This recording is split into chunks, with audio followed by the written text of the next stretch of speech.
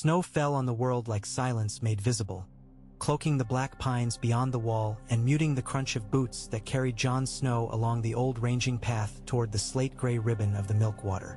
Ghost moved ahead without sound, a pale wraith threading through dwarf spruce and wind-scoured boulders, his red eyes turning often to check that the man he had chosen at the beginning of all things still followed. The sky was a woolen hood pulled low over the north, the sun only a paler smear behind layers of cloud, and the air smelled of iron, pine sap, and distant sea. He had been living like this long enough for the days to blur into one another, a steady litany of cold and the chores cold required. Cutting wood, mending cloaks, boiling snow, keeping steel clean and oiled though he had little cause to draw it.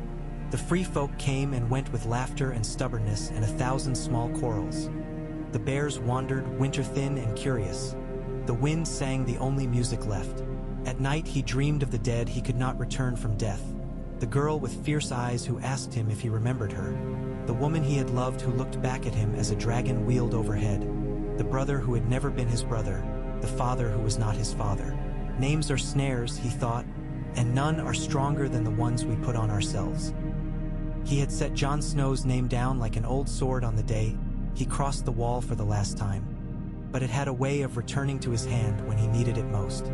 When spring came at last, timid, then hurried, as if ashamed of its lateness, it arrived with ravens. Davos found him first. He came with a bent to his shoulders and the smell of salt still clinging to him, as if the sea had refused to let go. His beard was fuller, white crowding out black, and his smile made new lines at his eyes when Ghost sniffed his hand and tolerated a scratch between the ears. "I wondered if I'd find you or only your bones, M-Lord," he said, gazing past Jon toward the frozen stream and the dark smudge of forest. "The world is set on fire again. I thought you might have drifted into it like a man who goes to sleep and wakes to smoke." "I'm not a lord," Jon said, reflexive, and then the old softness in his voice, regret worn smooth. "And you found me." Davos warmed his hands over the small blaze as snow turned to rain that hissed when it touched the coals. "The small folk call you King Crow in a few places," he said. "In others, they swear they saw the wolf of winter walking beside a man with your face. Me, I know better than to make a king out of someone who never asked for the thing. But there's a thing the realm needs, and it has your shape." Jon's silence was permission. "The dragon flew east with her on his back," Davos said gently, as if plucking a thorn. "Or so the stories say. Men in the disputed lands talk of seeing a dark shape at dusk that blotted out the stars and made the vineyards shiver. The Dothraki have a new Khan who paints a black beast across his chest and calls himself the Wind's Fire. The old slavers of Volantis and Yunkai have grown fat on their own breath again and whisper of bringing chains back to wrists that learned to live without them. Braavos frowns and sharpens swords of silence. In Westeros, lords squint across ruin and think they might be the one to call themselves something higher than lord.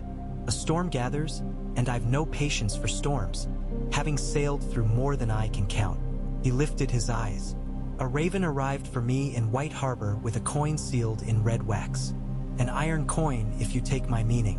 The message said, 'The man you seek walks the waste above the world. Bring him where debts are paid.'" Jon felt the old weight settle over his shoulders. Not a cloak, not chains, but the thing between. He had told himself once that his service was spent, that he had given everything and it had taken more than he had to give. But the snow and the silence and the faithful heart beating in Ghost's chest had not been a life so much as a waiting. A part of him had known it, in the way he cleaned a blade as if he might need it tomorrow, in the way he listened to wind as if it were trying to speak a word it had forgotten. "Bravos," he said. "Aye," Davos answered, and smiled as if a ship had finally found a wind. They traveled with a small party of free folk who would not be told no. A stubborn rag of hunters and laughing girls and an old woman who carried a bundle of bones wrapped in furs and muttered to them. The wall loomed and then receded behind them like a memory they dared not look at too long, and the air softened as they went south, the cold baring its teeth and then, grudgingly, sheathing them. The King's Road showed the scars of war and winter both. Carts rotted where oxen had fallen, inns with shutters hanging off one hinge, fields furred with weeds, and yet the world was stubborn in its green. Lambs bleated. A boy fished with a willow wand, his concentrate face as sacred as any saint's. In an orchard outside Fairmarket, a girl with missing teeth offered Davos an apple and refused his coin with the hauteur of a crowned head. "You're the Onion Knight," she said proudly. "Maida says you brought bread when bread was a prayer." It took weeks to reach White Harbor, and by the time they stood on the quays, the city's great marble merman shining wet with rain, the wind had turned salty and the gulls screamed above the breakwater. The Wolf's Den still kept its old silent watch over the harbor mouth. Wyman Manderley's heir, tired-eyed, stout, and steady, offered them bread and fish stew and a cabin aboard a sleek summer Isle galley that had been purchased at twice its worth and then made thrice as fast by the promise of iron from Bravos and pine from the north. John stood on the stern at dawn the morning they sailed and watched the distance that had always had the shape of his life drift backward. Winterfell's Inn, Aegon chimneys, the bent line of the wall no one else could see, and felt a string loosen inside him. He had gone beyond the wall once to find his life. Perhaps he needed to go beyond the sea to find what was left. Bravos rose from the fog like a secret the ocean had been telling itself for 1,000 years. The Titan's torch burned through drifting veils, and the deep thrum of some bell within that stone colossus vibrated up his bones and made his teeth hum. The city was all damp and hush. Canals like ink, bridges like spider silk, manses whose faces seemed to lean in as if to listen to themselves thinking. Men in plain gray moved with the confidence of stones. Courtesans glittered with the knowing of their price, and everywhere there were boats. Broad-bellied traders, sleek wherries, a skiff with a mast like a finger pointing. They brought him not to the palace of the Sea Lord, but to a house with no door. The men who met them were politely empty and very good at being no one. When they told John to leave Ghost outside, he said no gently and absolutely, and perhaps that was why they smiled in a way that said something had been proved. Inside, the light came down from a hole in the ceiling and made a small pane of sky at their feet. The man who came to meet them wore a face like a shovel had carved it, and his eyes were the color of rain. "You are the debt," he said to John in the common tongue so clean it could cut paper. "And so you are the payment. Bravos would like to buy peace." John met the man's gaze until the man looked away, not from intimidation. John had learned he did not frighten those who dwelt in shadows, but from surprise at an unexpected set of manners. "Peace," John said, "is a kind of work. It must be done every day or it rots. That is why it is expensive." The man's mouth flicked. "We have bought many things in our time. Men, kings, ships that can outsail fear. What we cannot purchase now is a world where dragons do not fly. The last dragon shakes its wings over Essos again, and men who once bit hands for bread have found their teeth for chains. Westeros looks east through its remaining teeth and dreams of crowns." "Drogon still flies," John said, and could not keep the slow ache from the words. "He hunts," the man said softly. "He guards a thing. Some say he builds a nest of black glass and bones in the smoking hills. Some say he is a god, some that he is a widow. There are shepherds in the deep grass who say a man walked beneath his shadow and did not burn. We do not weigh stories for their truth. We weigh them for their price." The man's eyes turned to Ghost and back. "Bravos would like to store a quantity of peace in its vaults. We will pay you to guarantee our investment." John's laughter was a small breath. "You cannot hire me." "Good," the man said, "because we cannot own you. We can only ask. Our terms are these. If you can make it so that no man across the narrow sea may put chains on wrists without fearing dragonfire, we will forgive debts enough to make a new economy. We will back the coin of a peace that can be spent by fishermen as easily as by princes. We will lend to the north against grain and timber. We will lend to the reach against wine and lentils and wheat. We will lend to shattered kings landing itself to lay stones upon stones again if you can promise that the realm will not use our gold to sharpen swords against our own throats. And if you cannot promise peace, then we will choose knives in the dark, which is a kind of peace that cannot be counted, only regretted." Davos and John stood in the small circle of light. Ghost lay down with his head on his paws as if bored, though John felt the tension in the big body like a bow strung. "Why me?" John asked finally. "Because men follow you even when you tell them not to. the man said. Because you have a way of making oaths out of breath. Because dragons do not burn you. Because you have nothing to sell and so cannot be bought. Something like respect moved under the plain tone. Because you died and came back, and any accounts that include such a line must be balanced. Jon walked the canals after, listening to the city murmur to itself. He stood on a bridge shaped like a kneeling woman and thought of the last time he had stood in a city of stone and spoke to a queen who could not be turned from the fire in her. He remembered the heat, the ash falling on broken teeth that had once been towers. He remembered a blade in his hand and a body growing very still in his arms, and the terrible knowledge that sometimes there are no good choices, only ones you can carry. Ghost pressed his head to Jon's thigh, a weight that meant I am here and we go together. They sailed not to Volantis or Meereen, but first to a place where maps failed.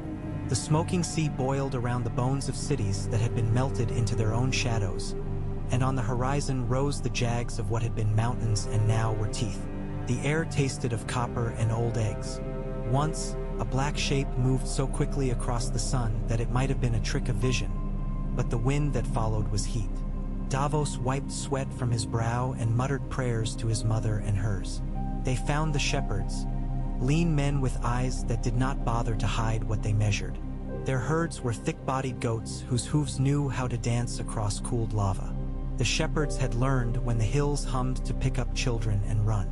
They had learned not to look too long at the black doorways that led nowhere but still invited. They called the dragon a word that meant widower and another that meant sentinel and a third that meant the end of stories. When Jon let the words fall from his mouth, broken old Valyrian like pottery reassembled with gold, the shepherds' faces changed in a way that had nothing to do with respect and everything to do with recognition. They took him at dusk to a ridge of basalt that felt like old bone. The S.A. hissed somewhere out of sight. When the shepherd made a sound between his teeth, the sky itself bent. Drogon came down like a storm that had remembered it was a beast. He was bigger than Jon recalled, or perhaps grief had made space in him and the dragon filled it. His scales were oil-slick black, catching light like a knife catches it. His eyes were holes drifted full of embers. He landed with a thud that shook the ridge, and the shepherd who had guided them dropped face first and began to pray to a god Jon did not know. Ghost stood without sound, fur lifting, his mouth slightly open as if tasting rain. Jon stepped forward because there had never been another way for him. He had stepped into cold, into darkness, into oaths, into love. If this was his last step, he would not take it backward. He knelt with his hands open, palms up. "I am sorry," he said in the language he had learned in a warm place where blood had cooled on stones. And he did not try to stop his tears because there was no one left to pretend for. "I am sorry. I am here." The dragon leaned, and the heat was enormous and soft at once, the way a summer wind can be a hand. Drogon's breath washed over him like a kiln opening to admit him, and the world narrowed to a single ember-red circle of sight. Jon closed his eyes. He thought of snow. He thought of a woman's laugh. He thought of a promise. "I will try to make a world where children wake to bread." A sound came from the dragon that was not a growl and not a purr and not any sound Jon had heard a beast make. It vibrated his blood. When he opened his eyes, Drogon's head was level with his, and the huge slit pupil, gold swimming in black, had widened. The dragon's nostrils flared. He smelled ghost and the wall and the iron and salt of Davos, and something in that scent spoke of a man he had carried once whose hands had been gentle even when they killed. Drogon's gaze moved to Jon's hands, palm up and empty, and then back to his face. Slowly, as if remembering a thing that had once worked, Jon raised his right hand and touched the dragon's snout. It was hot enough to make his palm sting, and it was also, somehow, the exact temperature of home. The shepherds watched a man and a monster set down a weight neither could name. When Drogon sank down with a roll of muscle and let Jon lean a shoulder against the velvet between scales, a sound like a rumor moved across the ridges, the first word of a new story that did not know its own ending. They did not go hunting. They waited until the dragon was ready to fly, and then Jon did what no one alive had done save one. He climbed the tower of Drogon's shoulder and settled where he knew to settle, his thighs working. his hands finding holds that had been worn before by someone who had never been clumsy. When Drogon launched, the world fell away with such suddenness that Davos swore and then laughed for fear and joy both. The ridge dropped like a knife from under them. The sea sprang up, and they were wind. Jon leaned without thinking, and Drogon answered, and the sky, which had belonged to no one for so long, admitted two names. They did not go to Volantis, not yet. They flew the length of the grass sea, Drogon's shadow rolling across waves of green like a ship's wake. The Dothraki rode from their camps with mouths open and eyes wide, and more than one man dropped his arak as if its weight had betrayed him. They flew over cities that wore their old names like armor. Qohor with its black trees, Norvos with its bells, Pentos with its frightened wealth. In Meereen, the pyramids had scars and the harbors held slovenly ships flying pennants that meant too much in the language of trade. In Astapor, a thin boy with an iron ring around his neck watched the sky and then swallowed a sound in his throat because men hit him for sounds. Everywhere the dragon's shadow fell, arguments paused. Everywhere Jon looked down, he saw lies that had called themselves laws. Peace, he thought, without triumph. Peace is a ceiling that must be held up by hands, always. They made their first peace with a woman who owned nothing but her name. She had been a scribe before the war, and her ink-stained fingers knew how to make words do as they were told. In the plaza of Meereen, where once men had been nailed, she stood on a stack of stone plinths and read the simple charter he had asked her to write in 3 tongues. That no man in all lands that could see Dragon Shadow might own another. That coin would no longer count as speech in a court where the poor had no coin. That if a city wished to trade across a sea watched by dragon eyes, it would submit disputes to a council where each city had one chair and no chair sat higher than the others. Men shouted. Men shook their fists because it was cheaper than changing. Drogon lifted his head and breathed just enough to make the air hot on skin, and the shouting changed shape. The second piece came at the Black Bridge of Volantis. The Triarchs had chosen well, graybeards who had survived 3 coups by bending like reeds. Their city smelled of elephants and spiced wine and old money. They met Jon on the bridge with courtesy that had teeth in it. "Our laws are older than your dragon," one of them said in High Valyrian that made Jon feel like a barefoot boy in a library. "Our slave collars are our work disguised as inheritance," Jon said in the same tongue, steady and unadorned. "I have been a slave to names. It wastes lives." He looked beyond them at the black water hurrying along under the bridge. "I would not burn your city. It is beautiful, and even beautiful things that are cruel are still beautiful. But beauty is a poor excuse to keep hurting children." They led him through a garden whose fig trees had been grafted from trees older than the dune. They showed him marble carved to look like water. They fed him fish cooked with oranges and pepper. They said no and then maybe and then not yet and all the will. They watched the dragon that lay in the sun on the roof of a bathhouse as if it belonged there. They proposed a compromise. He told them no with a smile as patient as frost. It took 6 days for Volantis to decide that pride was not a plan. On the 7th day, the Triarch who had spoken of collars sent a boy with a scroll that said, in a hand so neat it had to be a woman's, that Volantis had voted to free the last of its slaves. It would do so slowly as money required, but it would do it, and it would send 2 ships of grain to White Harbor to bind a promise to bread. The boy stood before Jon with his eyes like pools at dawn and said, "My mother wrote those words.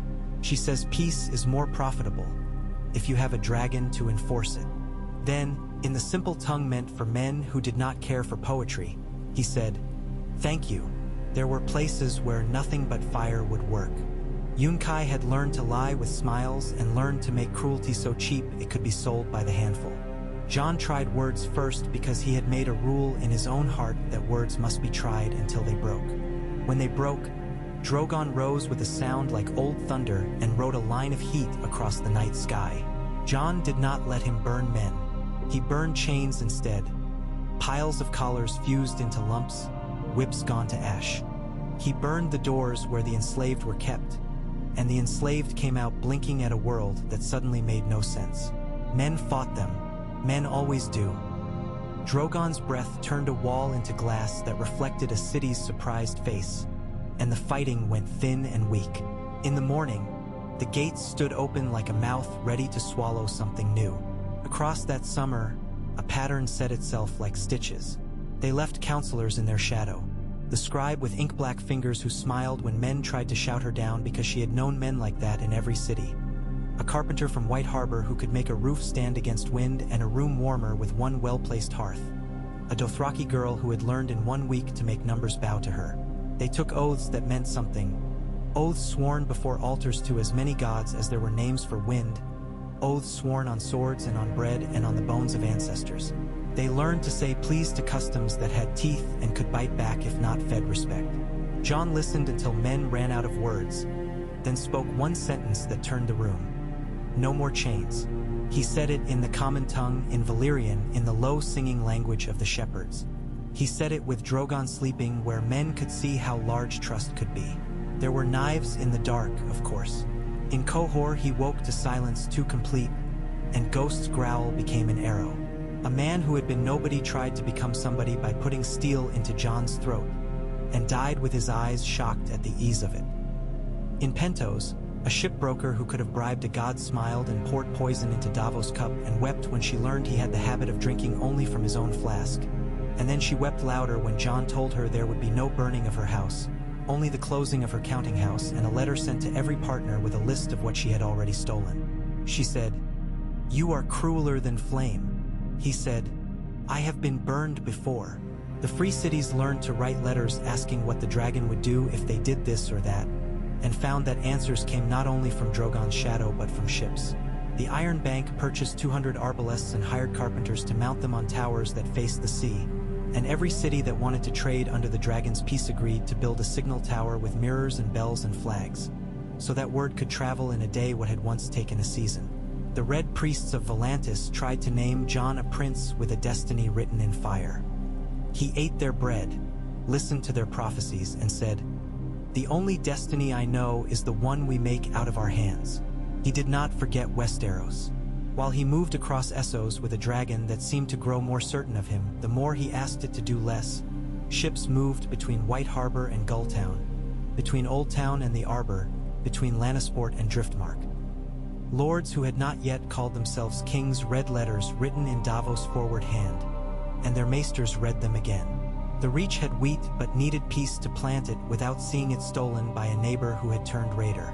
The Riverlands had black soil that laughed at seeds and gave back tenfold, but it needed peace to keep men tilling rather than sharpening knives.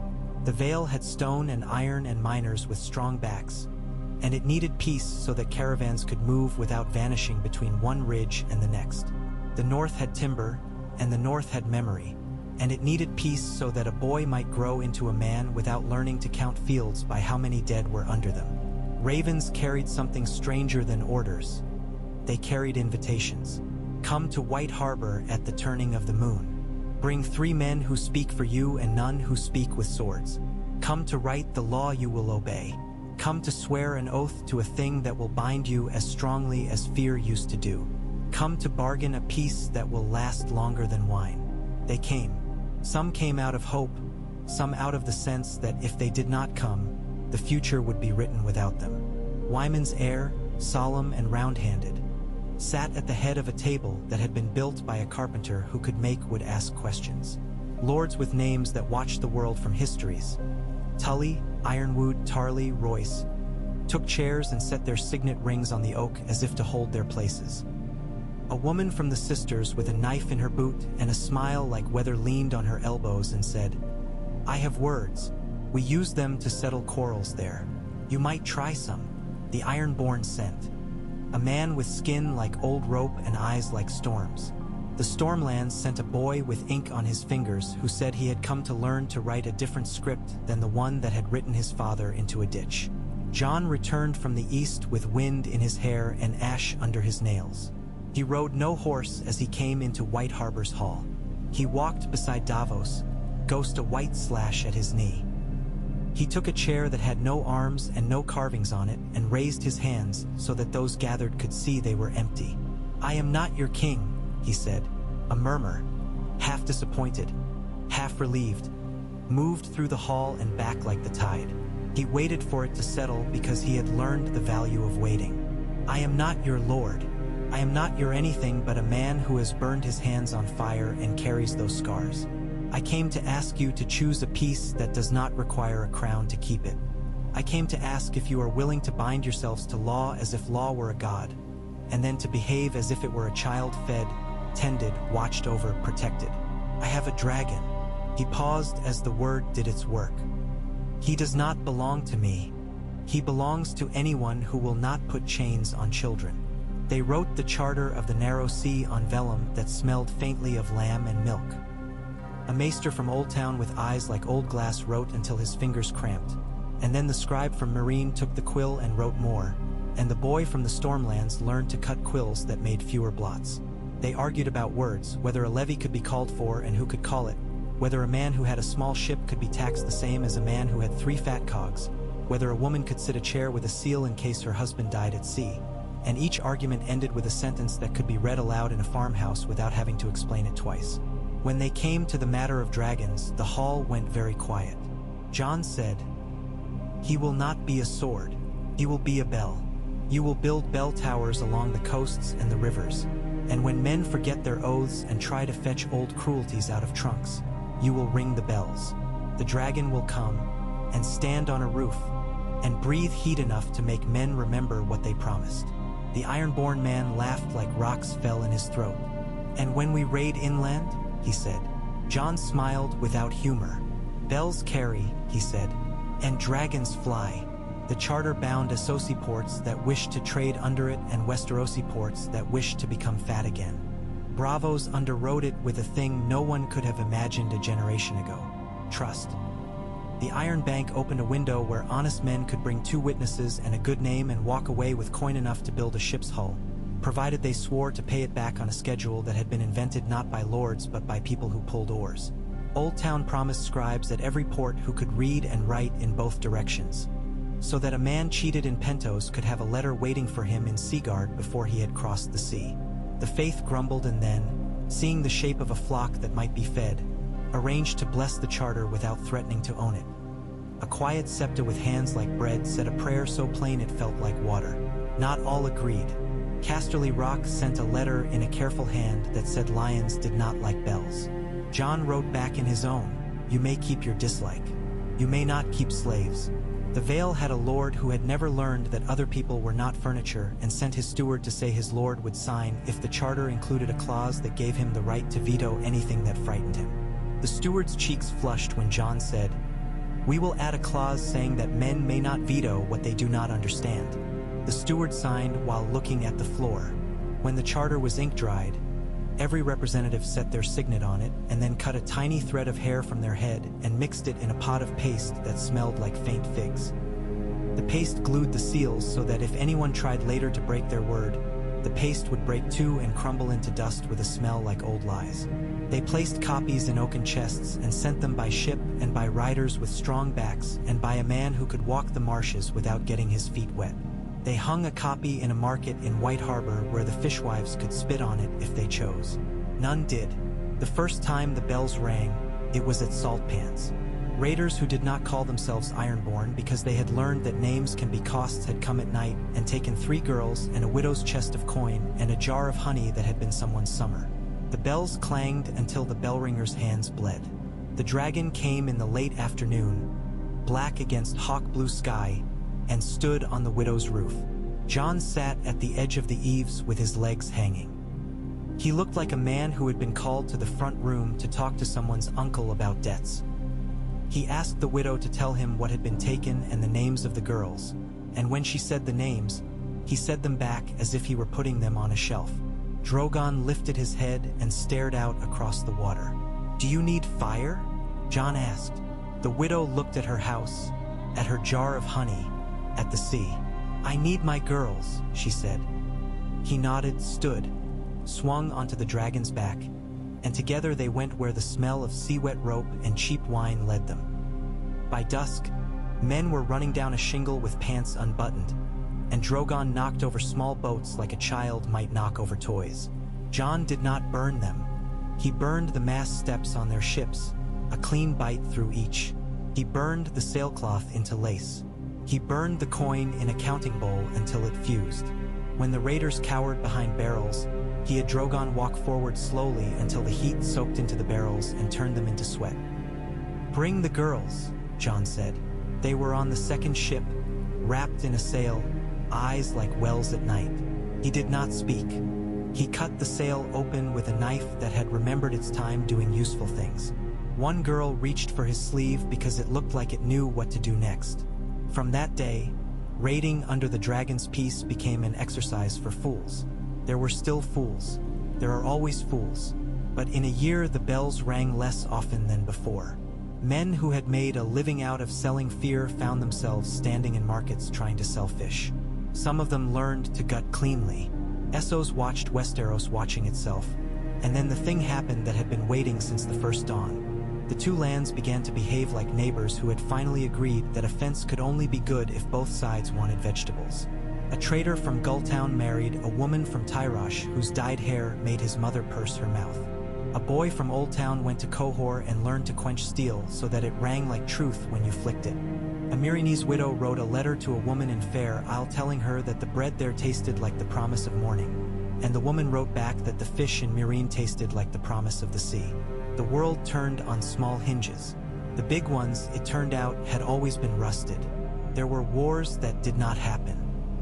In Dorne, an old wound between two houses opened enough to show its teeth, and then a cart of Bravosi mirrors arrived with a note that said, "If you fight, your sons will sell these to buy wood for coffins. If you make peace, you can keep them to teach your daughters to look at themselves with pride." The houses sat with a woman from the sisters who had a knife in her boot and no interest in being impressed, and they wrote a new agreement that gave more vines to one and more water to the other, and later that year the harvest festivals were louder than the fights had been. In the Reach, men who had once wore golden roses on armor sat at a table with men who had once painted stags on shields, and they built a road together that made their rivals' jealousy an almost visible thing in the summer air. The Westerlands sent a lion to negotiate grazing rights in the Riverlands and returned with trout and a story about a miller who had outbargained him 3 times and then sent him home with a pie. Jon visited less and less as the charter learned to walk on its own legs. Drogon learned, too, that he did not need to be a hammer. He grew curious about roofs and about sheep and about a place in the grass sea where the wind always made the same low song. He learned the shapes of bells and how they sounded in different fog. Ghost grew old and moved more stiffly, but his eyes never lost their red certainty, and when a baby fell from a market stall in White Harbor and almost went into the canal, the old direwolf simply stepped out and put himself where the water was. In the second summer after the bells began to ring, a ship came from far beyond Ass High with a figurehead carved like a bird with too many eyes, and it brought a woman who had painted her eyelids gold. She asked to speak to Jon and then frowned when she saw him because he looked like a man who could blend into a crowd if he had to and did not give off the correct amount of myth shimmer. "The world has remembered an old sorrow," she said. "There are men in ET who have found the knack of making collars that cannot be seen. They call them debts, and the debts grow teeth." Jon listened until she was finished and then said, "We have been watching that sorrow grow here as well." He sent letters to Bravos, and the Iron Bank sent a man with a face like a ledger and a mind like a river that had learned to cut stone. They wrote rules about debt that made men mutter. They wrote limits and they wrote mercy, and it turned out that mercy collected better than fear if you gave it a calendar. Not everyone loved the dragon peace. There were men who had profited by chaos who found themselves profoundly bored by the idea of fairness. There were lords who missed the old sport of moving small folk across maps like counters, and there were priests who preferred certainty to solace. There came a winter's night when a fire burned under a hill near the crossroads, and 12 men swore to cut the heart out of the new world and eat it. They had knives a whisper cold and poisons that did not taste like anything, and they had a name for themselves that sounded like a children's game whispered under a blanket. They killed one of the bell ringers. They set fire to a house with a charter copy on the wall. Jon went to the crossroads with Ghost and 2 others, the scribe whose hands had black ink ground into their lines, and the sister's woman with the knife in her boot. They did not take guards. They found the men because men who think they are smarter than the world always leave crumbs of their cleverness where it can be followed. Jon did not burn them. He did something that moved through the new world like a chill and then, afterwards, like a softening. He had them sit in the market with their hands tied and their names on boards they wore around their necks, and he had the people they had hurt come and say what had been done to them. Each man heard his name said out loud by those who had suffered it. Each man then had to speak the name of the first person he had ever loved, and the name of the last person he had cheated, and then to say, with his own mouth, what he owed. When they were sent to pull stones for a new bridge over the Green Fork, men watched them for a while, and then the world added their grunting to its sounds and moved on. A boy asked John in a serious voice whether this was mercy or a lesson. John said, "Yes, winter came again because it always does, but it came the way a tamed horse does, head turned to listen more than to bite. There were stores of grain in places that H had never kept them before. There were boats that could move in ice because a smith in Qohor had learned to shoe hulls. There were women with copies of the charter pinned to their walls who knew which clauses meant no one could evict them in a winter bad enough to break the backs of oxen. Drogon lay with his belly pressed to the snow outside a village in the north because a little girl had said to him quite firmly, 'Stay.' And there was nothing in the world so large that it could not be made smaller by a child who believed in giving orders. John slept on benches and in castles, on shipboards and under trees. He had no throne and no place that was most his. When he needed to think, he went to the tree, and if there was no tree, he went to the sea. On a morning when the world was clear as a bell and snow burned blue, John woke to Ghost's muzzle pressed to his cheek and the sound that had become a part of the air.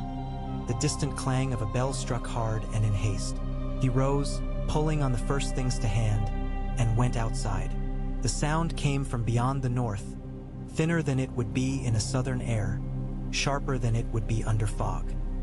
He did not have to call Drogon. The dragon was standing when John opened the door, his head already turned, the golden slit of his eye a coin in the winter light.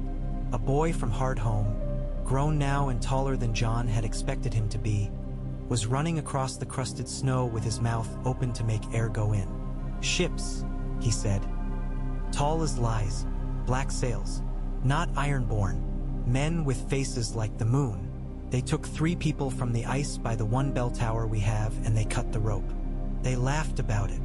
This last was said with such fury that John felt something old and dangerous move in him like a waked snake. He found them before dusk, 3 black-hulled ships nosing around a headland, their sails cut in a way John did not recognize, their bows carved like beasts whose names he did not want to learn. They had taken women because that was easy and a boy because that made them feel strong. The boy was on a deck, tied to a post, his face white with the kind of fear that makes the world look like a small room. The men on the ship laughed when they saw a single rider on a single beast, and then the beast he rode landed on the first ship and the deck heeled and the laughter became a thing that fell through the cracks between the planks. John walked along the spar like a man on a street and cut the boy free. He looked at the men who had performed this small, large cruelty and felt nothing in him that wanted to contain itself. But the dragon piece was a law or it was nothing. He said quietly, "You have made a mistake." He lifted the boy and told him to close his eyes, and then he had Drogon breathe a wash of heat so carefully measured that it singed hair and turned barrels to pitch tears but did not burn flesh. The men screamed anyway because fear was a habit. When he was finished, he tied the leader to the mast with the silk rope they had used to show off their wealth, and he sent the ships back east with message sacks necked to their figureheads. Letters in 4 tongues explaining that this piece of sea was owned by no one but watched by everyone, and that the price of taking was now higher than the price of buying. He posted a watch on the headland and gave the boy the job. "Do not ring the bells unless you mean it," he said. The boy nodded, his mouth set in the way men set it when they have been told they are to be trusted. That night he slept under the eaves of the bell tower and dreamed of a girl with silver hair drawing her finger along the rim of a goblet until it sang. He woke and felt the absence beside him that had become, over the years, a presence of its own. Drogon was not there. He rose and went outside and saw, against the low northern stars, a shape sitting on the crown of the bell tower as if it were a throne the world could forgive him for. The dragon's head turned. His eye, a gold lantern, looked at John. Something passed between them that needed no words. John touched the timber of the tower with his palm. "Stay," he said softly, with a smile that had no witnesses. Years folded into years the way blankets do when a bed is made by practiced hands. The charter acquired scratches and then acquired repairs. Men grew used to the sound of bells and the absence of war as a constant. Children grew into men who could read letters written in Myronese and in Old Town script both. The dragon grew older and heavier, and his breath burned less often but with equal promise. Ghost went gray in the muzzle and slept deeper, his dreams full of the first snow he had ever seen and the first scent he had ever chased. Davos learned to walk with a stick and to swear with more creativity than ever. The scribe put down her quill and took up another, training a girl with ink on her lip in the art of writing words that behaved. There was a last test, because there is always a last test until the next one. Came from within. A lord in the Westerlands decided that a road that now carried trade past his gates was an insult to his forebears. He began to charge a fee to pass through his land, a fee that was not in the charter, and when a cart driver who had memorized the charter told him so, his men put the driver in a cell and said smugly that if the driver had memorized the charter, he had also memorized the part where lords got to change their minds. There was talk of riding in and taking the keep. There was talk of setting fire to his herds. There was always talk. Jon went with a letter and with patience. He sat at the Lord's table and ate the food while hearing at the back of his head the bells that had not yet rung. He listened to the list of grievances and to the history of the old road and to a long personal essay about what road building had done to good blood. When the Lord was finished, Jon said, "I hear you. I will pay you for the damage you imagine has been done to your pride with something better. I will build a school on your land where your small folk can learn to read. I will make sure the master who runs it will be a man you hate because he is plain, and that the children will like him because he is kind. In 10 years, you will look out at the road and see faces you know, and they will wave to you because you agreed to let them pass. In 20, you will have grandchildren who can write your name in 3 languages and tell you why you were wrong to charge a fee. Or you can fight, and we can test whether your stone can withstand heat. One of these choices lets you die and be remembered for something funny you once said to a child. The other makes you a tale told by men boasting about their courage. I am tired of such tales." The Lord stared and then laughed, not in the way men do when they mean I will cut your throat later, but in the way men do when they have just found a new way not to be fools. "Build your school," he said. "Make sure they teach my grandchildren to argue." "They will," Jon said.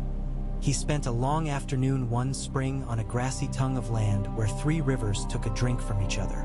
Children were flying kites whose tails wrote nonsense in the air. A dog with one ear ran as if chased by the idea of speed. Jon lay on his back and watched cloud ships travel to ports he had not yet learned. Drogon lay in a field 3 hills away, his huge lungs moving the grass. Sometimes his tail flicked and a new trench appeared, which would confuse farmers this harvest and make their grandchildren grateful. Ghost slumbered with his nose on Jon's boot. From the ridge came the far, unurgent sound of a bell. Not alarm, only time. A girl who had been born the year the charter was signed sat down beside him without asking if she might. She had hair like spilt wheat and eyes that looked without weighing. She said, in the sudden tone of children who have been thinking very hard, "I don't think you're a king." "I'm not," Jon said, smiling up at the sky. "But you're the person people go to when they don't know how to not be stupid," she said. "What is that called?" "Tired," Jon said.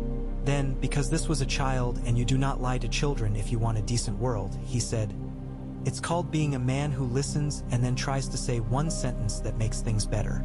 She chewed this. "My mother says you made the world quieter without making it smaller," she said. "She says the dragon did it too, but that dragons are like hammers and you're like the hand that holds the hammer and decides not to hit." "Your mother is wise," Jon said. He turned his head. "What do you want from the world?" "I want to read a book that was written by a woman who lived on an island with birds that didn't exist before," she said promptly. "I want to walk from here to the sea and never be frightened except of bears. I want to marry a person who laughs at the right things." "These are possible," Jon said. The girl considered him and then said, "Are you going to die?" "Yes," Jon said, and the word did not frighten him anymore. "So are you. So is everyone. The trick is to make it matter that we lived." She made a face. That's 2 sentences. She stood. Thank you. He watched her walk away, and he thought of the first time he had stood on the wall and looked north and told himself that the world ended there because it was easier to believe in ends than in work. The bells rung once, twice, in the distance. Someone's quarrel settled, someone's boat coming in, someone's harvest weighed. He had not broken the wheel. He had taken the spokes out one by one and used them to teach men how to make ladders. When the last winter took ghost while the old wolf lay under the table in a market where he had liked the smell of onions best, John went to the sea and stood with the wind in his hair and the taste of salt in his mouth and said, "Thank you," because he had learned that gratitude is the only coin that grows when you spend it. Drogon came down beside him and made a sound that was almost, if your ear believed in mercy, a hymn. John set his hand on the dragon's nose and felt, under heat, the thud of a heart as large as a house and as simple as a drum. He felt the world's slow, patient spinning. He felt a peace that needed tending. When his hair went white, he could still mount the dragon if he did not look down. When his hands shook, he could still sign his name to the renewals of the charter when they came due. When people called him king in the quiet of their gratitude, he could still shake his head and say, "No, save that word for the dead. Call me only when the bells ring." He grew to love the sound, even the urgent ones, because it meant the world remembered it had a way to ask for help. On a night when the wind smelled of first rain, he dreamed that he walked into a hall lit by fires that did not warm his skin and saw a woman sitting with her back straight and her palms on her knees, looking into a place that was not quite here. She lifted her head and smiled with something that was not forgiveness, because forgiveness had never been hers to give, and not sadness because sadness had been burned away. It was a smile that said, "You finished something I could not start." He woke with tears dried salty on his face and went outside, and there, in the pasture where 3 lambs had been born that afternoon, the dragon was lying with his head on the earth, his eye half closed, a god napping. The dragon peace did not end the need for courage. It moved courage into different rooms. It did not make men good. It gave them fewer excuses to be wicked. It did not answer every bell. It made each bell ring for a shorter time. There were years of flood and years of blight, and a plague that took 3 in every 100 and made markets hum with the math of grief. And each time, men and women who had learned to believe in the sound of bells and the sight of a bee, lack shape on the horizon, set their shoulders to the work of keeping the roof up and the floor swept and the soup pot simmering. When John went into the quiet at last, he went like a fire going to ash on purpose, laying logs so that the coals would last long enough for someone else to stir them. He sat by the sea with a cloak around his shoulders and let the wind have its way with his hair. He held a cup with 2 hands and drank something that tasted like apples and endings. Children ran near him and were not told to be quiet because it had never been his way to ask for silence when noise was honest. He set his hand down one last time on a dragon's jaw, and the dragon pressed back as if he understood what it means to say goodbye without making a scene of it. He was buried nowhere. He was buried everywhere the bells ring and then stop ringing because the thing they needed to stop had stopped. Drogon flew once, twice, over the fields of the grass sea and over the white teeth of the north and over the red roofs of a city that had once been a pyre and now was only a city. Then he found a hill that smelled like the first time he had been loved and slept. The charter was renewed by people who had not been born when it had first been written. A shepherd's grandchild read its second clause in a clear voice that turned goats' heads. A girl from the sisters ran a meeting with such brisk humor that no one dared to be stupid. A boy from the Stormlands who had learned to cut quills grew into a man who taught other boys to do the same. Davos' stick leaned against a wall in White Harbor and had a notch for each time he had said no to a man with a sword and lived. The scribe's ink-stained fingers were remembered by the smudges on the charter's margins where a good sentence had been made better. The bells went on ringing. Sometimes the dragon came. More and more often, he did not need to. Men had learned the shape of the sound and had learned how to change their minds before the sky changed color. This John would have liked. A world that had started to keep its own promises without always being watched. Some nights in late summer, when heat sank between the stones and women fanned themselves and children shouted under the first stars, an old man would point to the horizon where a dark shape might or might not be and say, "Once there was a time when we forgot that we belonged to each other. We remember now." And a child would say, "Tell it again." And another would ring a bell just once, for the pleasure of hearing the world answer. The bells did not ring the morning after the dragon slept on the hill, though the world woke as if listening for them. Mist lay across fields like memory, and the rivers moved under it with the patient sound of breath. In White Harbor, a woman rose in her small room and lit a stub of candle and opened the shutter and looked out over the water as she had done every day since she learned to read. She had once told a stranger with tired eyes that words could be a roof. On the far bank, a boy whose first job had been to keep watch in a bell tower now leaned his elbows on a sill and watched gulls fold and unfold themselves and thought about what it meant to wait for alarms that did not come. The old sticking places of the realm, the fords where men once lay in mud with knives and the warehouses where someone always had two ledgers, not one, kept their shape but not their purpose. That was the first gift the dragon piece left behind. Places remembered their old harms and did not repeat them. Yet grief traveled, quiet and industrious. It moved between markets and hearths like a weaver and made a new cloth from the threads of sorrow it gathered. No one raged in the streets because the law they had made to live under had taught them a better outrage, to turn pain into vows.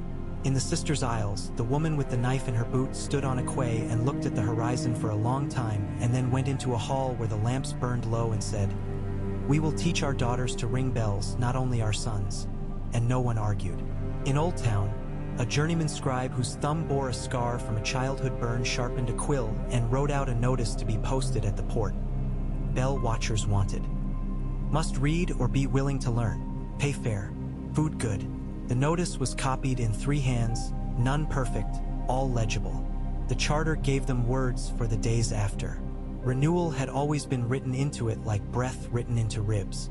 In White Harbor's long hall, oaken and whaleboned, people who had not yet been born when the first seals were pressed came to sit at a table that looked smaller than memory had made it.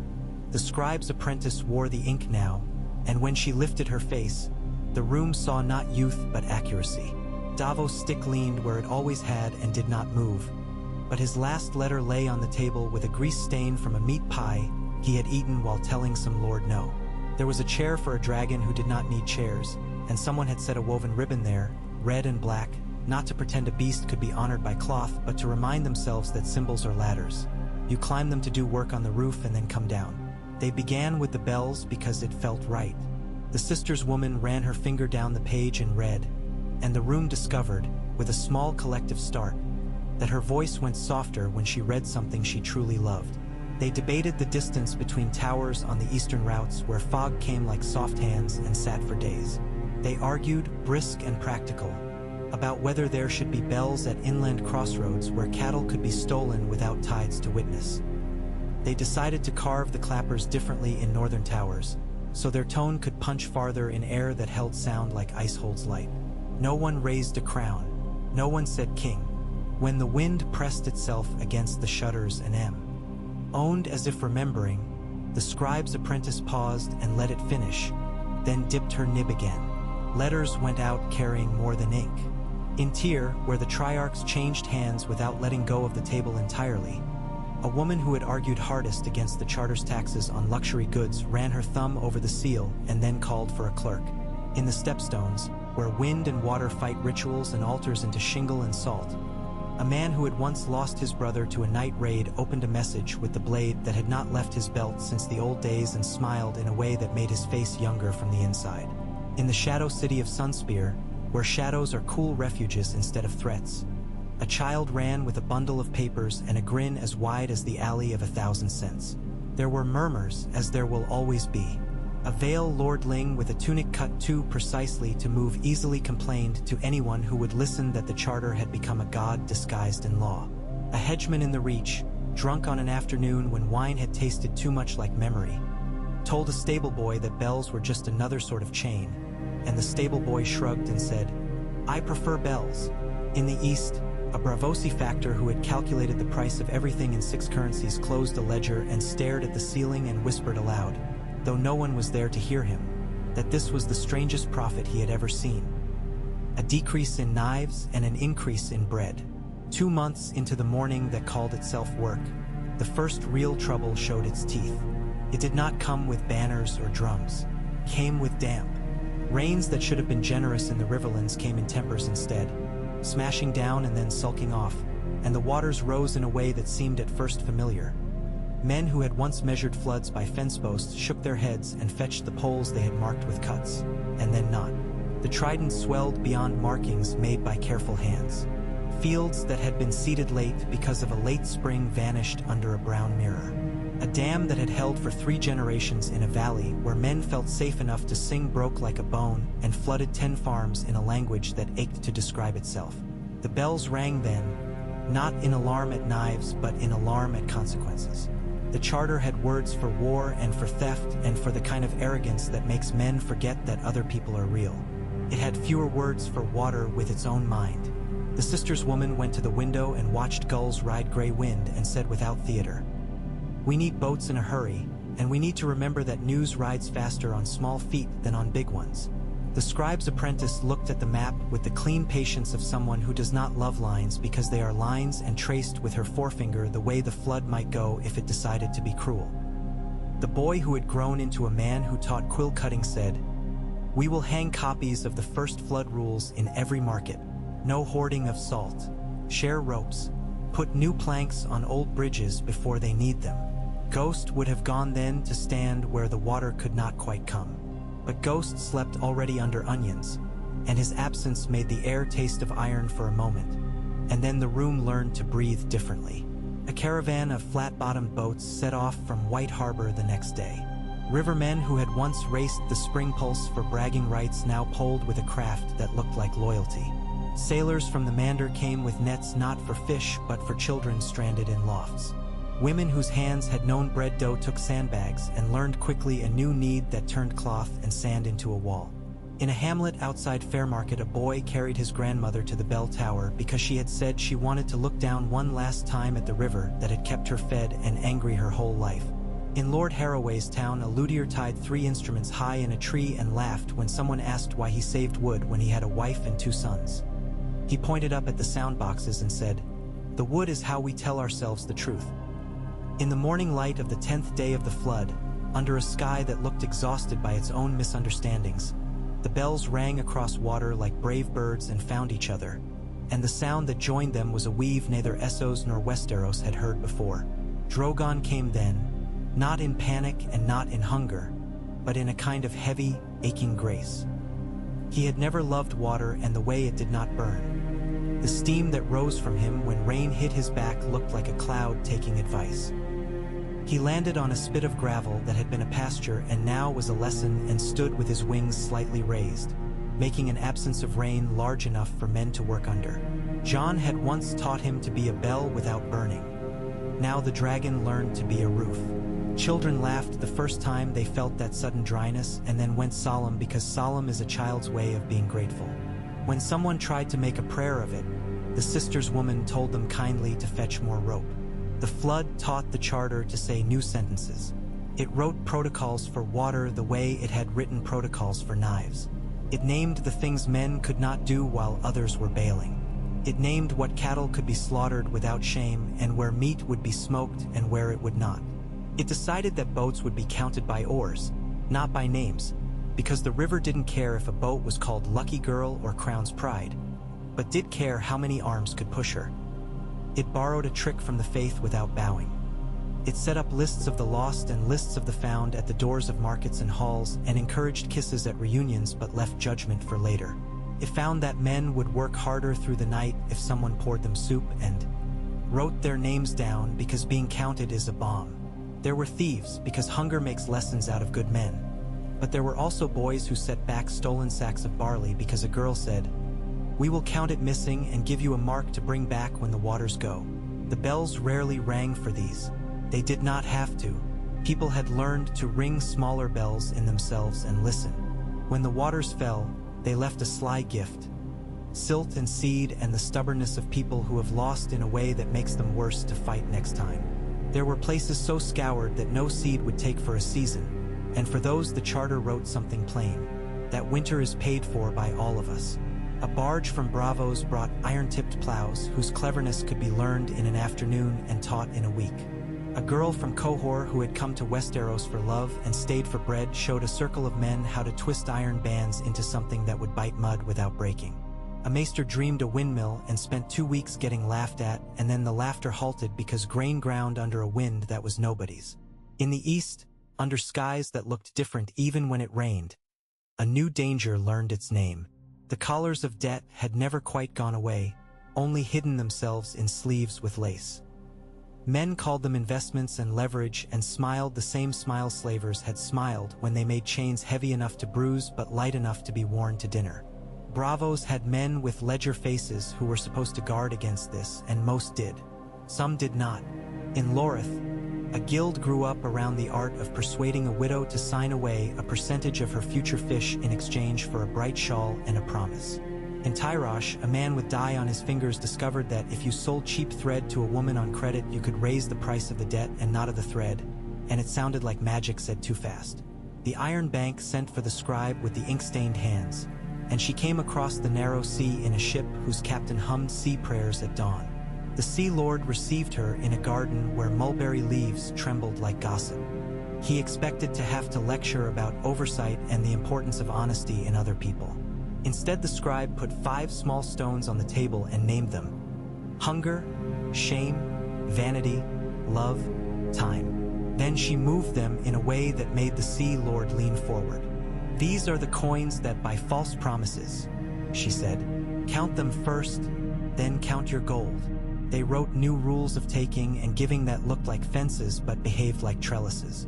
They set hard limits on interest when grain failed, and softer limits when it succeeded, as if mercy were a partner in profit. They forbade the disguising of debt in lists called fees, and they levied the ugliest fines for uglier disguises. They made it possible for a woman who had signed a bad paper to bring 3 neighbors and sit in a public place and say, "I was fooled," and for the bank to say, "We will forgive the portion that was sin." The Sea Lord watched the ledgers change and felt something unprincely but human: relief. There were protests because men who had grown fat on numbers hate to reduce. A factor in Pentos staged a ball for creditors and hired children to carry trays of sugared lemons so acclimated to desire that no one present heard the bells of their own better sense. 2 weeks later, his house had been emptied by law, not by fire, its library donated to a school where girls learned to read receipts faster than their brothers. A Volantine triarch who had opposed the changes most loudly was found reading aloud to his grandchildren from a handbill explaining the new rules. When asked if he had softened, he said, "I have learned to make money without making enemies." And the room, rarest of rooms, believed him. The peace, like all living things, grew teeth when it needed them and lips when it didn't. Every season added a page to its book of customs. A game grew around the bells, played with pebbles and a line scratched in dust. Children rang phantom alarms to trick each other into laughter, and if a real bell sounded within the game, they went still, quick with a seriousness that had been taught to them by hungry winters instead of sermons.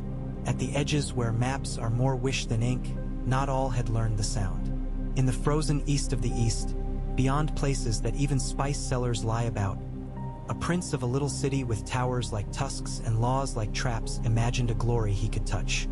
He had inherited a taste for chains, not for iron ones but for obligations that bit sweeter. He had sailed once under a sky that frightened stronger men, and so he thought he understood courage. He sent ships west under banners sewn by girls who never saw the sea, and the men aboard had faces like winter and hands that always looked wet. They came to the disputed lands not with a desire to dispute but to hold. They saw bells along the coast and laughed because the bells were not blades. They took a village in a morning and called it a conquest and sent letters to their prince that praised him with language that made the parchment sweat. They set a table in a square and ate on it loud. They made 3 men stand on barrels for failing to bend fast enough to a new law invented in the time it took to spit. Then the bells, all of them, rang. Drogon could still rise like a storm, even with old bones. He did not come heeling into the wind and screaming vengeance. He came as if he was thinking while he flew, large and considered, a slow darkness gathering itself. When he landed in the square, the invaders moved as you move when a dog you have misread walks into your kitchen and looks at your hands. The dragon lay down and put his head on his forelegs and shut one eye and left the other open. He did not breathe heat. He let the heat of himself do the SPE. Aching, the sister's woman arrived after, in a boat that rode so light it seemed to skim. She stepped onto the quay and into the square and considered the table set in someone else's place. She did not knock it over. She sat. She carved a piece of meat with one of their knives and ate it while looking at them. Then she said mildly, "The charter says that when you come to a place under its protection you must either trade fair or leave. It says you may not invent laws to make your appetites look noble. It says men may not be kept standing for the pleasure of a prince's sense of distance. You may contest these laws by sitting down in this chair and taking a quill, and by persuading those who can be persuaded. If you prefer, you may take up your banners and go home and tell your prince that the West is made of bells and laws that do not flinch. If you choose neither, the dragon will stand up." One of the invaders, a man with a half-healed scar and a mouth too long for his face, put his hand on his sword and then, as if an old lesson had tugged on his sleeve, took it off again. He looked at the dragon's half-lidded eye and saw in it not a god and not a beast but a consequence. "Can we trade?" he asked, his voice making a new shape. The sister's woman smiled with genuine pleasure. "Of course," she said. "We have always preferred trade to fire. It took the better part of a summer to unwind the prince's attempts to make ownership out of audacity." The laws the charter added then were not severe in tone, but they were stone in effect. A precise accounting of what a garrison may own, and what a guest must pay, and how long a traveler can stay in a place and still call himself a traveler. The prince, in his tower of tusks, received messages in triplicate and learned that the West had better paper than he did. His grandchildren learned to draw bells with more charm than talent and then set the drawings aside and picked up abacuses and found a different way to be important. Years accumulated in that practiced way of the new age, carrying their burdens with a posture that kept the back from breaking. Children who had been born into the bells grew into the kind of people who fixed roofs without being asked. A school in the Westerlands produced a cohort of writers who delighted in making sentences so clear that a farmer standing in his doorway could try them on his tongue and feel them fit. A girl from the marches grew orchards on slopes no one had bothered with, and when a dry season came and men fretted about cider, she taught them to water at night so that the trees thought about stars while they drank. A singer in Old Volantis got rich by writing sad songs about war in a time when there was less war to be sad about. People wept anyway, glad to see grief embodied and rendered affordable. The dragon piece became so ingrained in the gestures of moving grain and writing weights and walking piers that its strangeness faded. And once strangeness fades, a new danger tiptoes in: complacency. The world noticed this and sent a reminder that had the shape of winter but the smell of ash. In a valley in the north where winter always came with the confidence of a debt collector, storms began arriving out of order and left behind. When they went, not clean cold but soot, fine as flour. A shepherd rubbed it between his fingers and grimaced, and then took it to a maester who rubbed it between his fingers and frowned, and then burned it and watched it burn too eagerly. Someone was burning forests upstream where no one watched. The bells did not know what to say to smoke that came from beyond anyone's idea of the map. But bells are invitations to think aloud, and so they rang. The charter sent a group that would have made no sense in the old days. A huntress from the Wolfswood who could read weather in the way hares sleep. A metalsmith from Cohor with hands like an argument. A student from the Citadel with ink on his cuffs and a stingy cup of patience. A Bravosi boatman who could make a skiff slide across shallow water like a thought. The sister's woman, whose presence made people behave without quite being able to say why. Drogon went with them because old bones can still be curious, and because the smell had something in it that gnawed at him.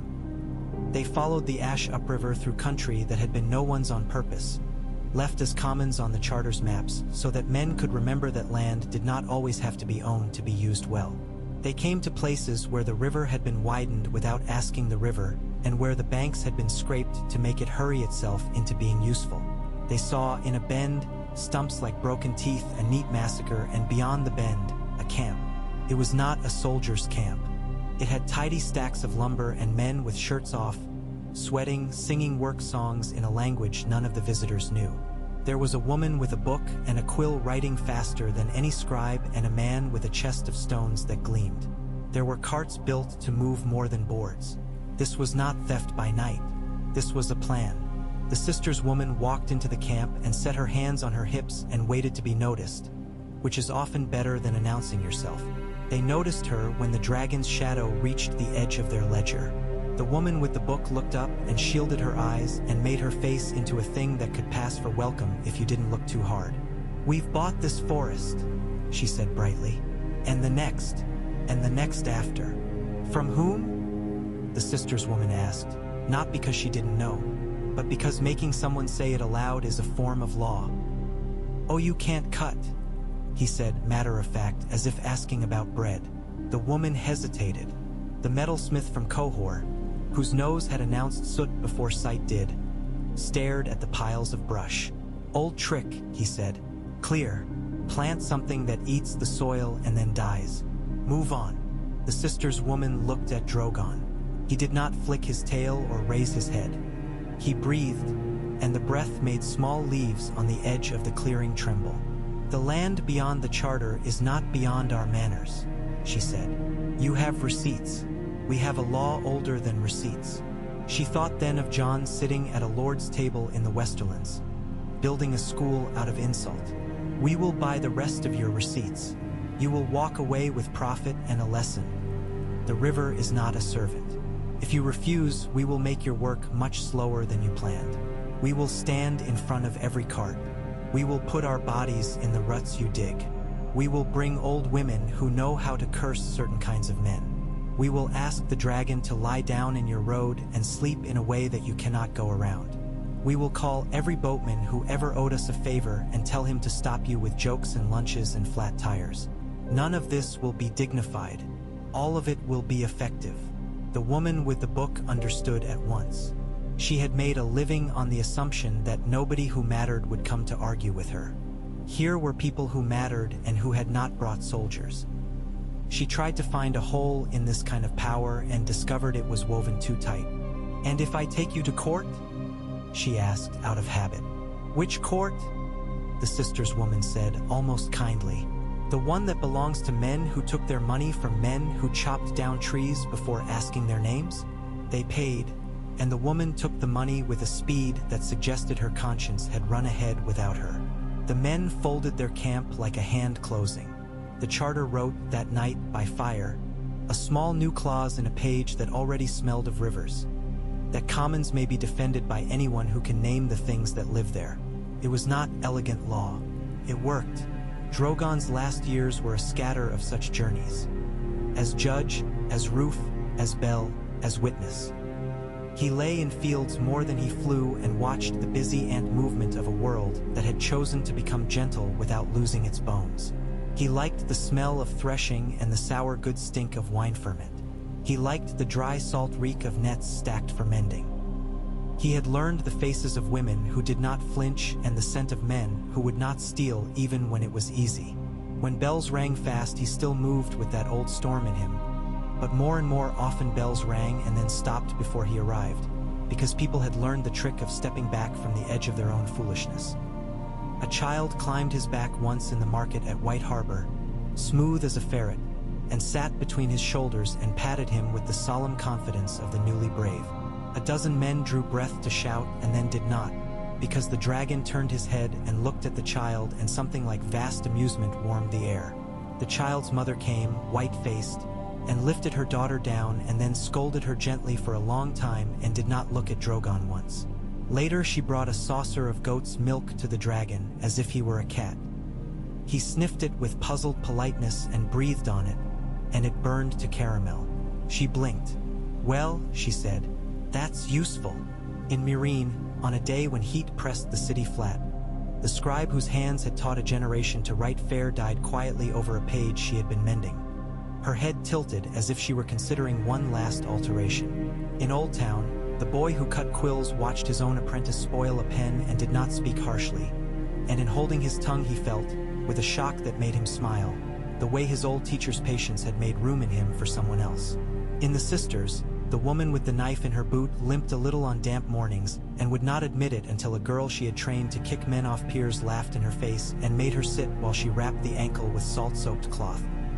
A decade after John sat by the sea and said goodbye without fuss, the charter held its great renewal at Riverrun, a place whose walls had heard more grief than most. The hall filled with farmers in their cleanest shirts and lords in plain good cloth and women whose hair had been braided by daughters with strong fingers. Banners were fewer than they might have been in the past. The bells had made cloth that didn't need as much color to bind people to it. They read the old words and then added new ones.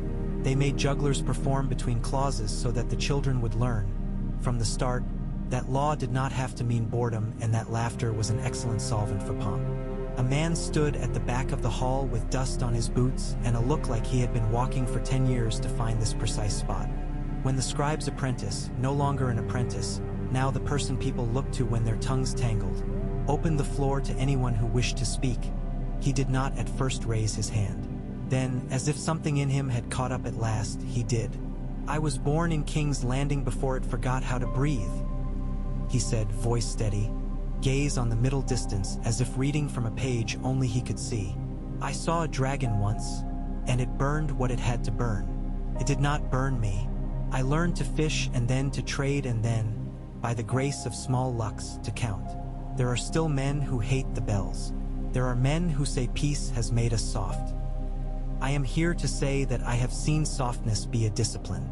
It takes more work to be kind than to be cruel.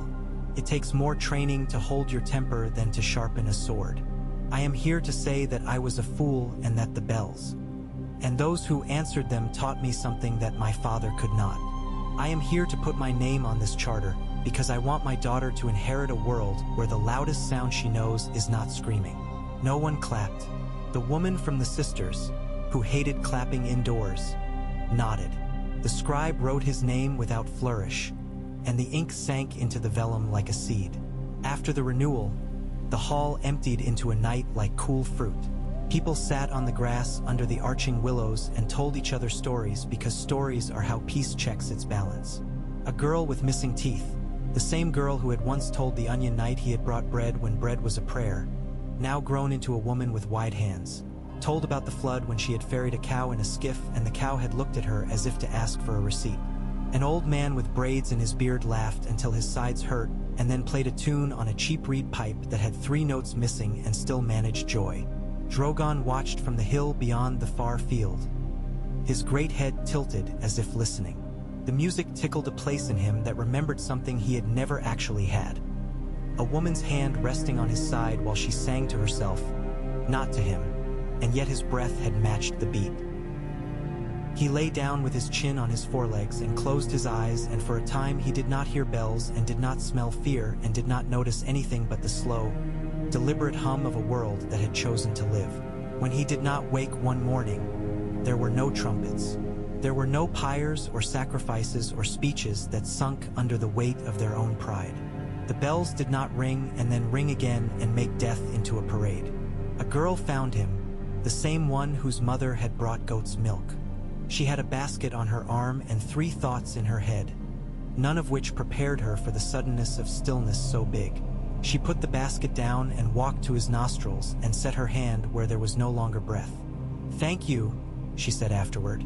And it was a good thing that people had learned to say that aloud because it kept grief from curdling into myth too fast. They did not move him. How do you move a hill you loved? They brought flowers and then brought bread and then, because this was not a cult, they brought planks and built benches a little way off and made shades so that old people could sit and children could play. Someone brought bells, small ones, to the place, and when they rang them, the sound fell warm on grass and did not ask anyone to run. A Bravosi factor who had learned compassion too late wept and gave away all his bad ledgers and kept the good ones and reconciled them. The Sea Lord came in a plain cloak and said nothing and touched the dragon's foreleg with 2 fingers as if confirming a sum. The sister's woman stood with her arms crossed and would not cry in public, and then a child offered her a piece of a honey cake and she took it and cried anyway, and someone laughed once, very softly, and put a hand on her shoulder and made it heavier in the pleasing way. The charter wrote, in small neat script, 1 more clause none of them had expected to have to write. It did not mention dragons or John. It forbade anything that turned grief into a purchase and forbade anything that turned honor into an altar. It insisted on benches. It asked for shade. It asked that bells at that hill be rung only by children, once each in thanks. The scribe, who had seen too much advertisement in her time, made a face as she wrote it and then smiled, because every age has its thieves, and every age must invent new locks. There came a winter as inevitable as arithmetic, and it was hard in new ways and familiar ones. Men broke chapped hands hauling grain in sacks that smelled like summer. Women stood with their skirts tucked and their faces set and portioned stew by the truth of fairness rather than by the lie of charity. The rivers stilled in their shallowest places and sang under the thin ice in their deep ones. People who had learned to watch bells without flinching watched the sky and learned another kind of attention. When the thaw came, it felt like a payment made on time. Children born after the dragon's death climbed his ribs and skinned their knees and sat abashed for all of 2 seconds before climbing again, because the world had become a place where usefulness was more honored than solemnity. Lovers tied ribbons to the grass near his jaw and argued about whether the color meant promise or apology, and often decided it meant both. Maesters came with charcoal and paper and made rubbings of scales because men loved to collect, and the charter told them politely to stop when they started to take too much. Essos and Westeros, the names still big in the mouths of men with maps, went on being neighbors with all the small impositions and delights neighbors bring. A storm in the Stepstones sank 3 ships and taught shipwrights in Old Town to build hulls that shrugged off a moodier sea. A festival in Norvos with bells of its own invited bell ringers from White Harbor, and they learned each other's songs and argued about wine and found, to their joint astonishment, that laughter had the same accent on both sides. A troupe of mummers that had once performed only for lords in mantled halls walked into a market in Meereen with cloth masks and a play about a dragon who retired and opened a bakery, and the play was ridiculous and people loved it for exactly that.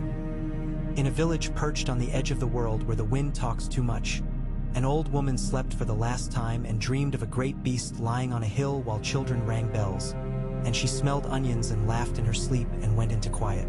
In King's Landing, which had learned to breathe and then, miracle of miracles, to sigh without pain, a boy whose father had once been a fool and had said so in a hall full of people jeery, into a man who ran a counting house where sums were fair because unfair sums felt unclean.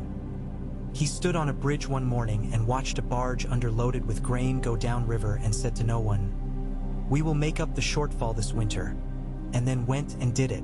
The piece held its shape because daily hands held it. Storms came that were no one's fault and were answered by feet and ropes and jokes.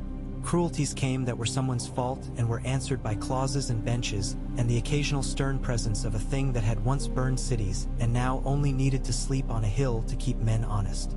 There were no final victories, only long sentences that said, in many languages, that we must keep choosing not to be stupid. And sometimes at dusk, when trade streets quieted and kitchens found their center and dogs chose warm stones and the first star appeared shy as a serious child, a bell would ring once, not in alarm, not even as practice, but as the daily statement of the thing that bound them. We are listening. People would pause and then they would go on. The sound would cross rivers and roofs and fields and water meadows and travel farther than fear because it was lighter, and somewhere a girl with ink on her hand would look up from a page and write a sentence that made sense. And somewhere a man with soot on his face would raise his hammer and bring it down accurately, and somewhere a woman with a knife in her boot would grin and call someone an idiot and then, with her next breath, teach him how to be better. On the hill, grass blew around old scales. Beetles practiced their patient civilizations in shadowed hollows. Children, because they are the finest bell ringers in any age, came to touch old heatless skin and tell it their news. The calf born with a perfect white star on its head, the kite that wouldn't fly until a boy learned that the wind has moods, the way a mother cried when a letter arrived saying a ship had come into port early and full. They told him their mistakes too. The bowl dropped, the lie told, the forgiveness asked, and the hill, which was a dragon and was also the earth, kept still. The bells chimed once, twice, polite as neighbors, humble as bread, gentle as hands that have learned not to grip too hard the thing they love.